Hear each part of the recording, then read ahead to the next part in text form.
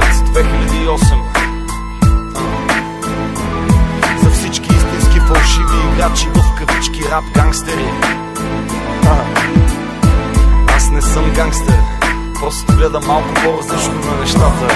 Историята ми бе такава, не знам дали да разкажа за тогава, когато да живееш правилно не беше правилно. На мен от никой нищичко не ми беше дадено. Парите бяха големи, а аз малък, но не разбирах всъщност колко съм жалък.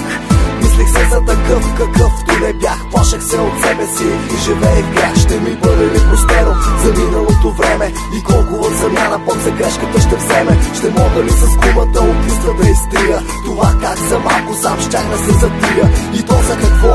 За щастието временно, а злото през цялото време тайно ме е тегнало дълбоко в себе си. Знам, че всеки е алчен, за това ще правим грешки, а после ще плачем. Бяхме аз и ти, двамата сами, бяхме радостни, пак че имаме пари, но не разбирахме, че това е фалшиво, че виждаме цветно, а всичко е сиво.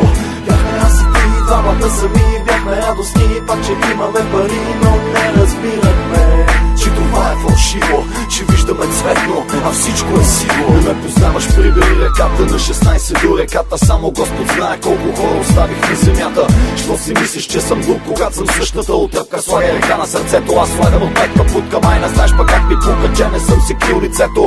Аз съм същия, колко да ти вдигам твърдето. Разликата е, че ръцете си ги надрасках. Друга разлика няма нито сега и нито преди се стрясках. Моята рима също вашата клюка, моята гордост не се пука. Знам те кой си, знам къде си, знам какво те пута.